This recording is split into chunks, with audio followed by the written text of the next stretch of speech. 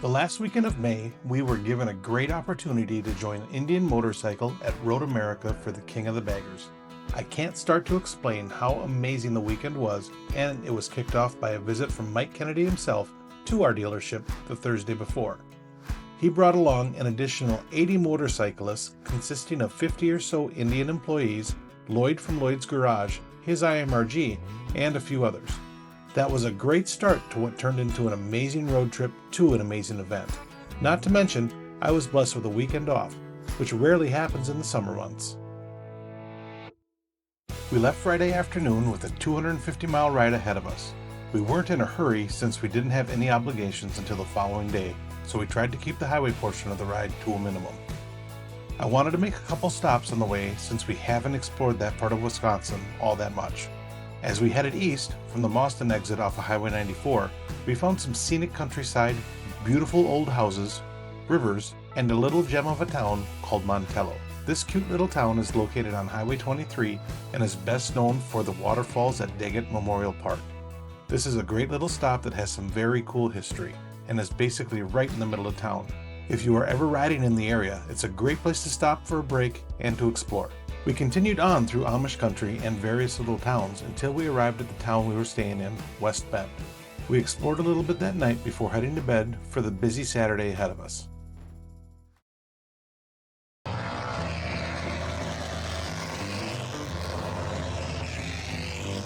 We woke up early Saturday morning so we could join the group from Fuel Power Sports and ride to Road America together.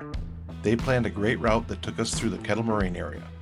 This is an area that I've heard of, but never had the chance to ride before. It's not quite the driftless region, but it's still beautiful and has some entertaining roads. We arrived at Road America through one of the back gates and rode to a parking area on the last corner of the track. This put us in a nice location really close to the Indian demo and hospitality area. The corporate employees arrived around the same time that we did. I was able to catch up with some friends that I know and meet a few new ones and check out some of their rides. All right, ladies and gentlemen, we are introducing you to the famous, world famous Mike. He is here in the flesh. How you doing, buddy? Good, how are you? Good, good. What can you tell me? What do you think is going to happen today? We're gonna win. Oh, all right. Yeah. All the way. Same old, same old. Oh, it's almost getting boring at this time. Oh, Yeah. and he's got Greg with him. We're both here. Bodyguard. You can tell Greg's the bodyguard. Podium sweep. Podium sweep. All right, I like it. All right, at Moto America, we are debuting the new 2027 Ride Command from Indian. One of one. It's awesome. And it's also a touchscreen, which, you know, is, well, how they were before, but. Yeah. Right. It's not even my bike. That's No. I know who it is. I'm going to say, yeah, you're going on YouTube. Yeah, hell yeah, man. This is awesome. So that one fires up Indian. So this is essentially my tack and speedo, and that is going to be everything else. Really? Really? That's cool. So the processors for this, does that house its own processing system then, or? Yep, it has its own software on it to be able to run. It does. Okay, so you got that there, and then You can go through everything else with your switch Right tube up here. really, that's freaking cool. So just the basic stuff on the round gauge. Everything Okay. else up on the 7-inch. That's fucking cool. Yeah, so when I'm cruising, my speed is right here, RPM, gear, all that stuff, so I can see what's going on. Wow. That's what I care about. Then maps up top. Right, right. And this doesn't flicker in real time in real world, so that's No. just from this, you know. But oh, that's awesome. Oh, very cool. And I like all the other stuff you've done too. Yes, That's a freaking cool I bike. kind of threw the book at it. I worked with Kyle Birch at Forever Red. He's a very good friend Oh, of mine. really? Okay. Him and I pretty much put this together. Very cool. Lifted it 3 inches, front and rear. How does it feel then, as far as heaviness? I mean, It feels a little more top heavy, I'll Right. say, but it This feels cool? a lot more confident. Yeah. okay. It feels a lot more confident in the curves and the corners. Really? Okay. Well, you can probably use every single bit of tire you got. The saddlebags will scrape before anything else scrapes. at No this point. shit. So the exhaust won't scrape. Really? Don't scrape. Like, I haven't found where I've run out yet. Really? That's freaking awesome. Well, when you work at the right place and then know the right people, it gets easier. So I'm a motorcycle enthusiast. This is what I do. This is what I love. This is mine. All of my time, my money. It's what I wanted to do. hell yeah, I man. ride it across the country. So If you can tell, or to tell everyone, what do you do there? at, I'm for a Indian? continuous improvement engineer for Indian Motorcycle. Okay, so you're one of the engineers. Yep. So Okay. I fix stuff that's breaking for people. Fair, I enhance okay. The customer experience, make it more fun. So below we'll put his name and number, so if you have any gripes, you can contact him directly. So thank you so much, man. Absolutely, man. I appreciate it. Yep. It was also cool to see a couple of them had the new aero exhaust system already installed. I'll show you a sound clip of that here shortly. One thing that I thought was really interesting is they allow you to go out as a fan and ride the track for a couple laps. On Saturday this year, they had over 400 motorcycles on the track at the same time. At times, it was a little congested and slow, but nevertheless, it was a lot of fun to see all the different motorcycles on the track at the same time. Before we got on the track, they did give us a quick breakdown and told us they have one rule: no passing. I thought that was a pretty serious rule until we were out there for a little while, and then I realized, yeah, that really doesn't matter.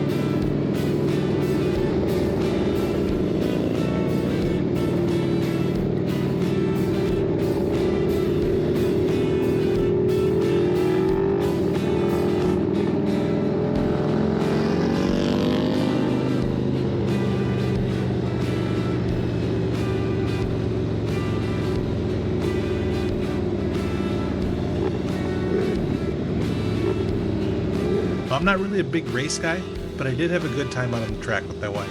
But the best part about it was getting passed by a 1948 Indian Chief that's pretty much all original. Later on, I ended up talking to him more at the Indian Hospitality Center. Unfortunately, I didn't get it on camera, but he told me that this bike was his father's and he brought it back to life so he could ride it. He is also one of the engineers at Indian Motorcycle, and it really goes to show they have some real enthusiasts working on the bikes.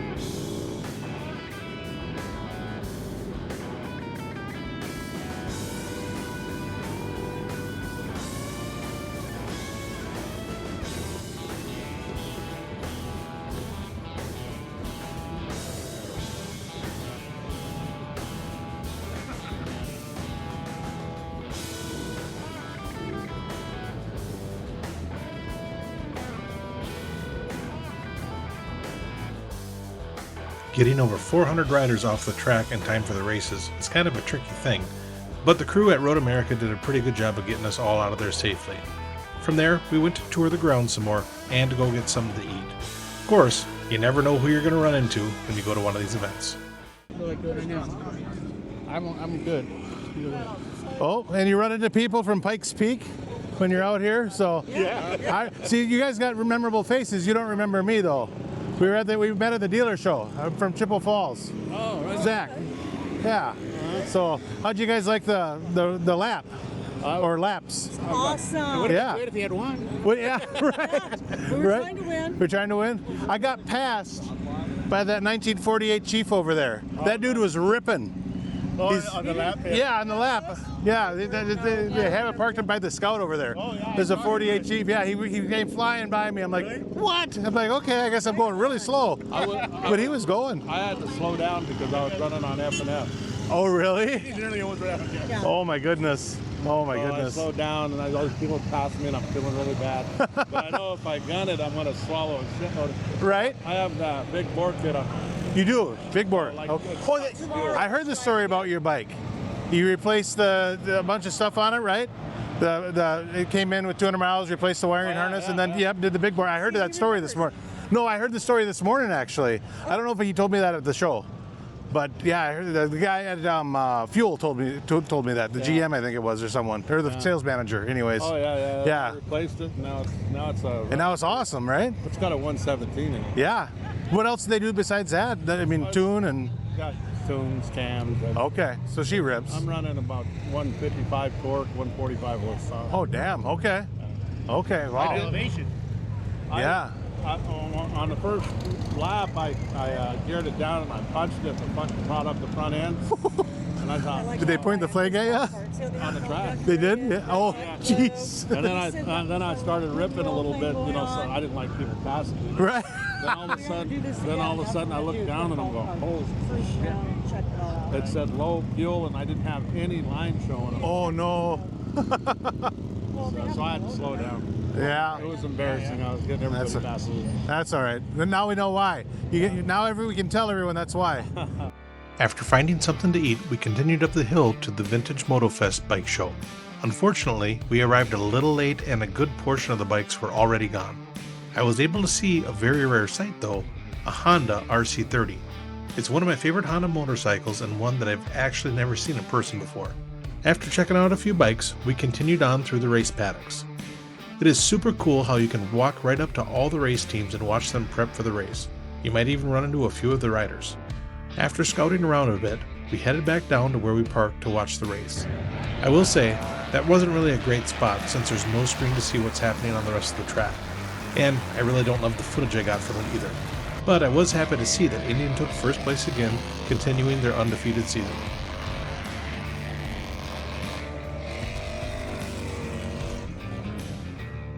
At this point, we were getting tired, but I at least wanted to check out Elkhart Lake.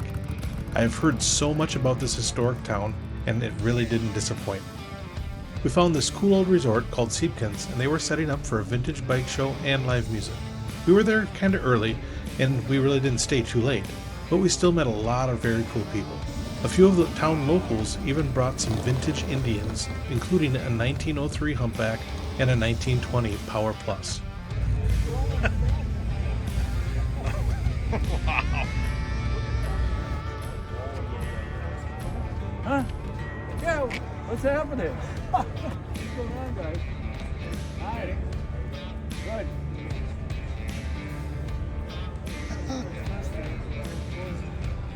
Yeah. I don't know where the young Rangers were. Huh?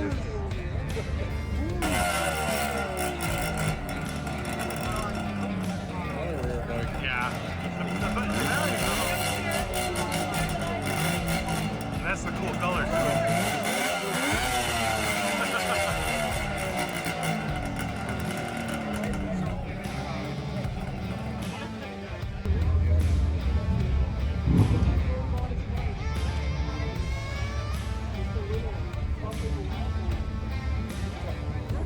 That crazy? No, you're good, man. No worries. Yeah. You know. Cheers.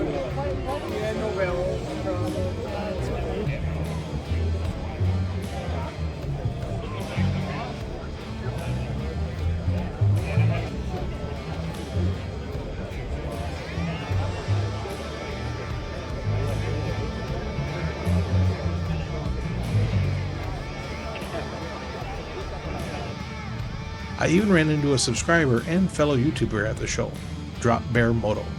Unfortunately, I didn't get him or his wife on camera, but they rode up from Florida on their new road glides to see the races. I'll have a link to his channel below so you can check out his content.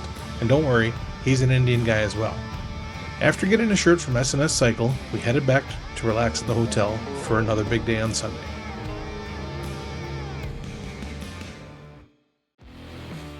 After a busy and tiring Saturday, we were looking forward to a slower pace on Sunday before our bleak departure back home after the race. We made it a point to check out the Harley-Davidson display since they really had a nice setup. It was cool to see the Concept Cafe Racer bike in person. I think it'd be awesome if they built it, but I'm sure the price point would be higher than most people would want, kinda like the FTR was. They had racing simulators, a timeline of race bikes, and a cool photo op, which is a burnout simulator. After checking out Harley-Davidson, we went back over to the Indian Rest area. And that's where I got an opportunity to hear the Aero exhaust in person for the first time.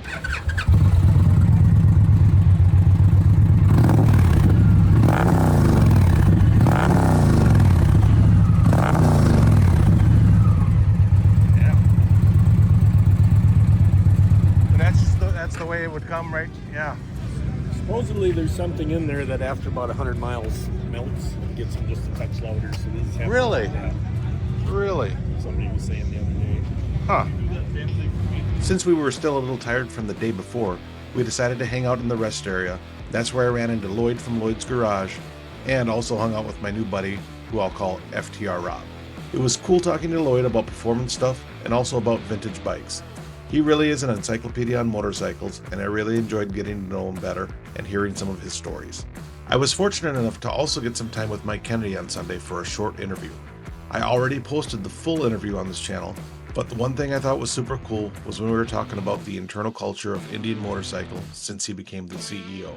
No, this weekend I got to visit with a lot more people than I ever have internally. And then, of course, meeting you. And what I've noticed is the culture seems to have shifted a little bit. Not that it was necessarily bad before, but, it was a bigger conglomerate.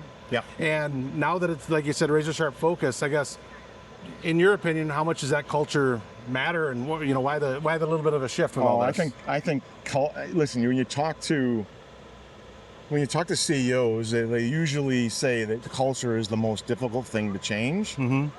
I think for us, culture is paramount going forward. And yeah, we're changing it. It's a big change, and it's not I'm not gonna say it's a negative reflection of where the brand was. No.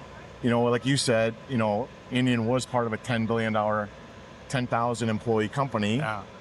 And we were 7% of that business, right? So you behave one way when that's your reality. Today, we're singularly focused on motorcycles. We are going to be more serious, more purposeful, more intentional about winning in the B-twin space and bringing that rider mentality culture into our company. So, we rode over here from Minneapolis this weekend with about 50 employees, 50 teammates, ranging from Spirit Lake to Monticello to Wyoming to our corporate headquarters. Yeah. And by the way, they did it on their own dime. They were like, hey, if Kennedy will buy a burger and a beer, we would love to come visit dealers, ride the product, ride with fellow riders, and go to a race. And it's been great. And it's been a good chance for us to kind of really start that change of culture that we expect to have going forward. If you'd like to watch the full interview, I have it linked below in the description. After talking to Mike, we patiently waited for race 2 to start. I wanted to get footage of the race team during the race. Again, I think it's super cool you can hang out with race teams while they're racing within 15 feet of their tent.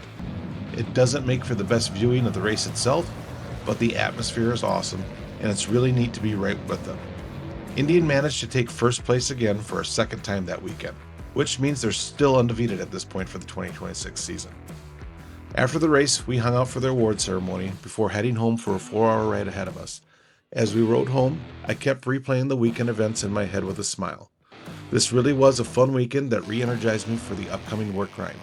Sometimes we all need a little break from the grind, and even though it was a content-filled weekend, it still helped me recharge and want to make plans for more race events in the future. If you ever have that chance to make it to a similar event, I highly suggest you take the opportunity. Even if you aren't really a race fan, you may find yourself becoming one after attending a Moto America event in person. Thanks for watching all the way through the end. As always, don't forget to enjoy the ride. We'll see you on the next one. Oh, wow.